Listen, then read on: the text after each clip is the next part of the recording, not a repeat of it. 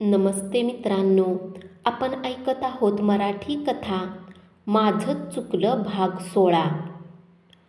आज सुनील खूप खुशीत असतो, कारण त्याचं आणि नंदाचं आज खऱ्या अर्थाने मिलन होणार असतं. आता पुढे हॉलमध्ये नंदाने गादी टाकली आणि ती कपडे बदलण्यासाठी आत गेली. सुनीलने आतापर्यंत लपवून ठेवलेले गजरे बाहेर काढले आणि बिछाण्यावर पसरले. नंदा बाहेर आली. पुष्पशय्या पाहून चकित झाली. गजऱ्याचा मादक वास तिच्या नाकात शिरला. गजरे तू आणले होतेस?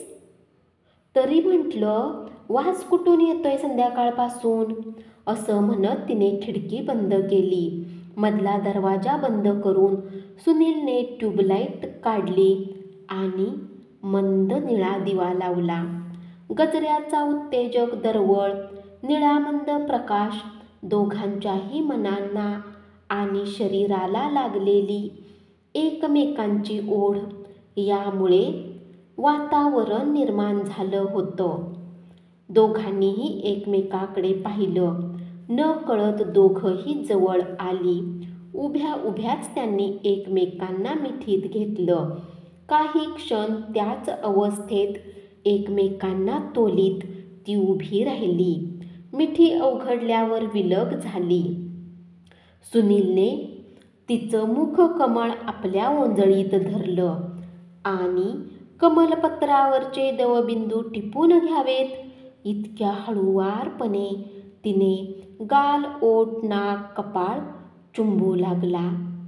तिनेही कानामागून त्याच्या केसात बोटं फिरवायला सुरुवात केली. त्याला चुंबू लागली. तिला त्याच्या सर्वांगावरून हात फिरवायचा होता.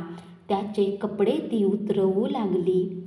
माझे कपडे तू उतर, ती त्याच्या कानात कुजबुजली. दोघांचीही वस्त्र त्यांच्या पायाशी घरंगळली.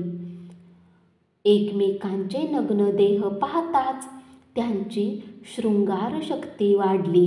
मिळेल त्या ठिकाणी ती एकमेकांना चुंबू लागली, चावू लागली. एकाच गंजीला अनेक ठिकाणी चूड लावावी तसं त्यांच्या देहाचं झालं. ती बिछाण्यावर आडवी झाली आणि आवेगाने एकमेकांना भिडली, कुस्करू लागली. शृंगाराचा पूर्वरंग संपताच त्यांनी हव्या हव्याशा वाटणाऱ्या उत्तर रंगाला सुरुवात केली. सुनीलने आपलं सारं कौशल्य पणाला लावलं, अनुभव कामी लावला. काहीतरी वेगळं घडतंय ते आनंददायी आहे. आजपर्यंत उपभोगलं त्यापेक्षा वेगळं आहे असं नंदाला वाटू लागलं. असा आवेश, असा वेग, असं कौशल्य तिला नवं होतं. या अतीव सुखाने आपण मरू की काय असं तिला वाटू लागलं. अमृत गोड असतं, मधुर असतं, हवं हवंसं असतं, पण ते पेल्यातून कुणी न देता हंडा तोंडात ओतावा तसं तिचं झालं. ते सुख तिला पेलवेना. तिच्या तोंडातून अस्पष्ट शब्द बाहेर पडू लागले. ती सुनीलला ओरबाडू लागली, पण सुनील आवरत नव्हता. तिने डोळे घट्ट मिटले, दातावर दात आवळून धरले आणि प्रतिकार थांबवला. सुखाचा परमोच्च बिंदू गाठल्यावर सुनील बाजूला होऊ लागला, पण तिने काही क्षण त्याला तसंच अंगावर धरून ठेवलं, मग बाजूला केलं. दोघांचेही दीर्घ श्वास चालू होते. श्वसन नियमित झालं नव्हतं. ती दोघंही निपचित पडून होती. थोड्या वेळाने नंदाने सुनीलकडे तोंड वळवलं. सुनील, असं सुख मी भोगलं नव्हतं. असं कसं म्हणतेस?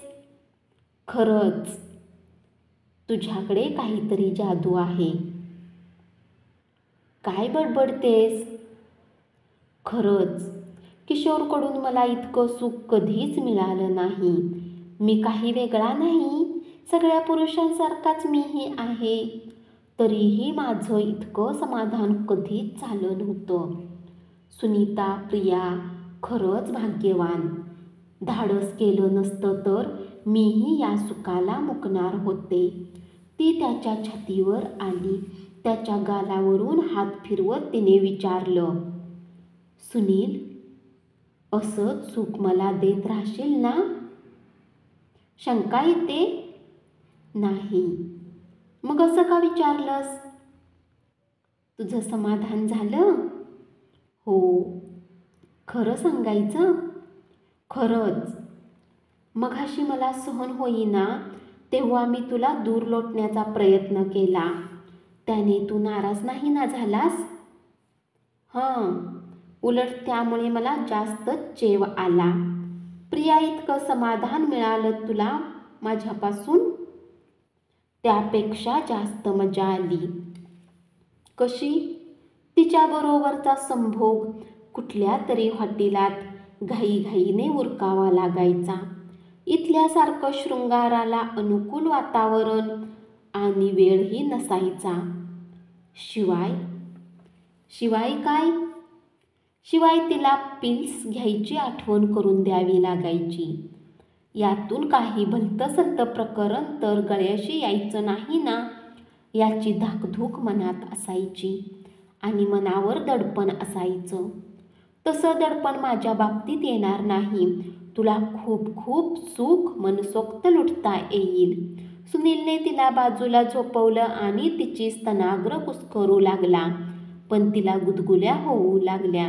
ती त्याला तसं करू देईना. त्याला हसू आलं. सुख लुटण्यापूर्वी स्त्रिया कुचाग्र कुस्करून घेतात. काही वेळा ती क्रिया अधिक जोराने करायचा आग्रह धरतात. पण संभोगानंतर त्यांचं समाधान झालं की मात्र त्यांना गुदगुल्या वाटू लागतात. याचा अनुभव त्याला होताच. तिला चिडवण्यासाठी तो पुन्हा पुन्हा तिची स्तनाग्र पकडण्याचा प्रयत्न करू लागला. ती उठून बाजूला झाली. आपला गाऊन चढवला आणि हसत त्याचेही कपडे त्याच्या अंगावर टाकले. अशा रात्री आल्या, सजल्या, शृंगारल्या, खेळल्या, पेटल्या, रंगल्या, बेहोश झाल्या, धुंद झाल्या, कधी रुसल्या, कधी हसल्या. प्रत्येक रात्रीचा नवा नूर, प्रत्येक रात्री नवी हुरहुर, प्रत्येक रात्रीचा नवा रंग, नवा गंध, नेसल्या वस्त्रांचे निसरडे बंध. तोच तो, तीच ती, पण प्रत्येक रात्री नवा स्पर्श, नवा हर्ष. प्रत्येक रात्री उतरविण्यासाठी नवे वसन, प्रत्येक रात्री करण्यासाठी नवे आसन. अशा रात्री जगता जगता असे सुख लुटता लुटता महिना लोटला. नंदाच्या कुशीत शिरता शिरता सुनीलने विचारलं, आज रेड सिग्नल आहे ना? हां. अरे, आज 28 तारीख ना? मागच्या 28ला तू? अजून तरी तसं काही नाही. पण तू नियमित असतेस ना? असते खरी, पण सुखाला वंचित व्हावं लागेल म्हणून शरीराने तो कार्यक्रम पुढे ढकललेला दिसतो यावेळी. असं होऊ शकतं? हो. वाचलं नाहीस कुठे? काय? स्त्रिया अतिशय आनंद झाला किंवा अति दुःख झालं तर दिवस मागे पुढे होऊ शकतात. असं? हो. घाबरायचं कारण नाही. तसं काही होणार नाही याचे पुरावे आहेत माझ्याजवळ. दाखवू? नको. खात्री करून घे हवी तर. मगच 4-2 दिवस मागे पुढे झाले तरी घाबरणार नाहीस असा. घाबरलं नाही ग. उलट आनंद झालाय मला. उपाशी राहावं लागेल असं वाटलं असताना पंचपक्वान्न मिळावं तसं झालंय माझं. हो ना? मग ये असा. असं म्हणून तिने त्याला अंगावर ओढलं. गेल्या 3 दिवसाप्रमाणेच आजही झालं. सकाळी ब्रश करताना नंदाला ओकाऱ्या येऊ लागल्या. 1-2दा गरगरल्यासारखं सुद्धा झालं. पाळीही आली नव्हती. तिला शंका येऊ लागली. आपल्याला दिवस दर गेले नसतील, पण कसं शक्य आहे? त्या तपासण्या, ते रिपोर्ट्स, सकाळच्या ओकाऱ्या, गरगरणं, पाळी न येणं, ही लक्षणं तर दिवस गेल्यावरच दिसतात. काही चमत्कार झाला नसेल? डॉक्टरकडे जाऊन खात्री करून घ्यायला हवी. समजा तसा चमत्कार झाला, दिवस गेले, तर सुनीलला आवडेल? त्याला तर तिसरं मूल नको आहे. सुनीताला तिसऱ्या वेळी दिवस गेले होते तेव्हाचा प्रसंग तिला आठवला. नंदा सुनीलच्या घरी आली. सुनीताने फोन करून तिला बोलावलं होतं. काय सुनीता, काय काम काढलंस एवढं? आल्याबरोबर नंदाने प्रश्न केला. काम महत्त्वाचं आहे. तू सांगितलंस तर कदाचित ते ऐकतील. काय आहे सांग. मला पुन्हा दिवस गेलेत. अरे वा, अभिनंदन. पण त्यांना मूल नको आहे. नको आहे का? ते त्यांनाच विचार. तू घाबरू नकोस, मी विचारते त्याला. येऊ दे. ते आलेत. कुठाई? बात घेतायत. मी समजावते त्याला. ते गर्भपात करून घ्यायला सांगतायत. मला ते नाही झेपायचं. माझी तब्येत बघ. अशा वेळी खूप त्रास होतो, खूप रक्त जातं म्हणतात. बाळंतपण परवडलं, पण हे नको.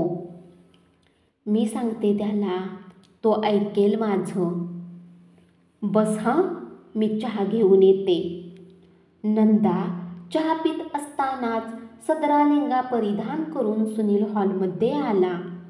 काय नंदा, कशी आहेस? बरी आहे. नंदाने घटाघटा चहा संपवला आणि म्हणाली, आज सुनीताने मुद्दाम बोलवलं मला. असं काही विशेष? तुला नाही ठाऊक? नाही. तू सुनीताला गर्भपात करून घ्यायला सांगतोयस? हो. का? मला तिसरं मूल नकोय. का नको? मला परवडणारं नाही. तिसरं मूल ही कल्पनाच मला सहन होत नाही. देवाने मनासारखी 2 मुलं दिलीत. आणखी मूल हवं कशाला? दिवसेंदिवस महागाई वाढत चालली. शाळेत सहजासहजी प्रवेश मिळत नाही.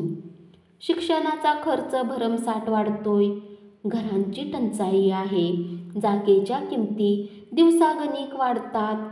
मुलांच्या भविष्याची तरतुदे करता येत असेल तरच मुलं करावीत, असे दिवस आले आहेत. कमावणारा मी एकटाच आहे. त्यात जास्तीत जास्त 2 मुलांना मी व्यवस्थित वाढवू शकेन. तिसरं झालं तर तिघांचीही आबाळ होईल. आज जगत असताना मी उद्याचा विचार करतो. नंदा, घर विकत घेण्यासारखी परिस्थिती आज नाही. सुदैवाने मला तरतूद करून घ्यावी लागेल तेवढी माझी आर्थिक कुवत नाही. निवृत्तीनंतर मला मिळणारा पैसा हा आमच्या उदरनिर्वाहासाठी राहायला हवा. त्या पैशात दुसऱ्या मुलाला घर घेऊन देऊन हा मुलगा पोशील की तो मुलगा पोशील असं बेभरवशाचं जीणं मला नको आहे. आपलं आपण बघू. मुलांचं मुलं बघतील असं म्हणणाऱ्यापैकी मी नाही. भडकत्या महागाईत मुलांना जन्म देऊन त्यांना वाऱ्यावर सोडणं मला आवडणार नाही. पण तिची तब्येत बघितलीस? हे करून घेतल्यावर मी स्वतः तिची तब्येत सांभाळीन. तिला आराम करायला लावीन. पण तुला मूल नको होतं तर अगोदर खबरदारी का घेतली नाहीस? असं कोण म्हणतं? मी विचारते. तुला आता स्पष्ट सांगायला हरकत नाही. खबरदारी घेऊन हे झालं. पिल्स तिच्या तब्येतीला मानवणार नाहीत असं डॉक्टरांचं मत.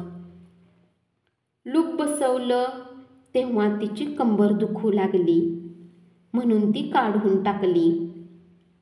एफएलने मला समाधान मिळत नाही, म्हणून शेवटी सेफ पिरियड. भरवसा ठेवला, पण त्याने दगा दिला. या बाबतीत मी कुणाचंही ऐकणार नाही नंदा. मी सर्व बाजूंनी विचार केलाय. सुनीता माझी बायको आहे, कुणी वैरीण नाही. तिचं वाईट मी कसं चिंतीन? कबूल की एखादा महिना तिला त्रास होईल, पण मी तिला सांभाळीन. मी रजा देखील टाकली महिन्याची.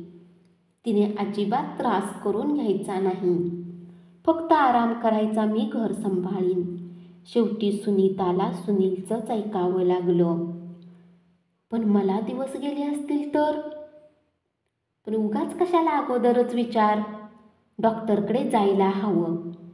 सुनील ऑफिसला गेल्यावर नंदाने बॅगेतले रिपोर्ट्स बाहेर काढले. आपल्याला दिवस गेल्याचं डॉक्टरांनी सांगितलंच, तर त्यांना दाखवण्यासाठी ती ते बरोबर घेऊन जाणार होती. नंदा डॉक्टरांच्या दवाखान्यात आली. प्राथमिक तपासणीनंतर डॉक्टरांनी दिवस गेल्याचं निदान केलं. नंदाने रिपोर्ट्स डॉक्टरांच्या समोर सरकवले. हे काय? मला कधीच दिवस जाणार नाहीत असे हे रिपोर्ट्स सांगतात. काय सांगता? खरंच? कुणाकडे तपासलं होतं? कव्हरमधून रिपोर्ट्स बाहेर काढता काढता डॉक्टरांनी विचारलं. डॉक्टर कोठारी. डॉक्टरनी रिपोर्ट्स बाहेर काढले आणि काळजीपूर्वक वाचू लागले. खरंच रिपोर्ट्स निगेटिव्ह आहेत. डॉक्टर विचारात पडलेल्या दिसले. थोड्या वेळाने म्हणाले, तुम्ही असं करा, आणखी 10-12 दिवसांनी या, म्हणजे आतून तपासणी करता येईल व नक्की सांगता येईल. पण माझी खात्री आहे आणि हे रिपोर्ट्स खोटे ठरलेले मला वाटतं तुम्हाला आवडेल. आवडेल ना? नक्कीच या. बरं. निदान नक्की झाल्याशिवाय सुनीलला पत्ता लागू द्यायचा नाही असं तिनं ठरवलं, तरी त्याची प्रतिक्रिया काय असेल हे तिला नक्की करता येत नव्हतं. आपल्याला तो सुनीतासारखा गर्भपात करून घ्यायला तर सांगणार नाही. तिसरं मूल ही कल्पना त्याला सहन होत नाही. मूल हवं म्हणेल म्हणून त्याने प्रियाशी लग्न केलं नाही. पण मला खरंच दिवस गेले असतील? तसं असेल तर ते रिपोर्ट्स काय खोटे होते? 10 वर्षात दिवस गेले नाहीत. सुनीलशी संबंध येताच दिवस गेले. याचा अर्थ काय? किशोर पुरुष नव्हता? मग त्यांचे रिपोर्ट्स नॉर्मल होते हे कसं? तिला काहीच कळेनासं झालं. दवाखान्यात बाहेर पडताना नंदा खूप आनंदात होती. स्वप्नातही जे दिसलं नव्हतं ते घडलं होतं. तिला दिवस गेले होते. सुनीलचं दान तिने स्वीकारलं होतं. गर्भांकूर वाढत होता. ती आई होणार होती. आई, तिच्या रक्तामांसाच्या मुलाची आई. इवल्या इवल्या दातांच्या गुलाबी मुठी चोखणाऱ्या गोजिऱ्या बाळाची आई. रडणाऱ्या, हसणाऱ्या, हुंकारणाऱ्या मुलाची आई. मुलाची की मुलीची? मुलाची किंवा मुलीची? येणारा तो असू दे की ती असू दे, आपण मात्र आईच. आज ती खुशीत होती. तिच्यावर वांझपणाचा शिक्का मारणारे ते रिपोर्ट्स यावेळी तिच्या हातात असते तर त्यांचे बारीक बारीक तुकडे करून तिने वाऱ्यावर उडवले असते. त्या दिवशी ते फाडून फेकून दे असं सुनील सांगत होता. त्यांचं ऐकायचं. आता ते रिपोर्ट्स फाडून टाकायचे. ते अशुभ कागद आता आपल्या जवळ नकोत. सुनीलची प्रतिक्रिया काय असेल हा विचार मनात आला आणि तिचा आनंद कुठल्या कुठे पळाला. आपल्याला हे मूल नको असं सुनील म्हणाला तर आपण काय करायचं? कुठे जायचं? नातेवाईकांच्या दृष्टीने आपण कुलटा आहोत. कुणीही जवळ करणार नाही. परमेश्वराने हे दान पदरात टाकलं ते इतक्या उशिरा. आणि अशा परिस्थितीत का म्हणून. धन्यवाद. अशीच पुढची कथा ऐकत रहा आणि चॅनलला जरूर सबस्क्राईब करा.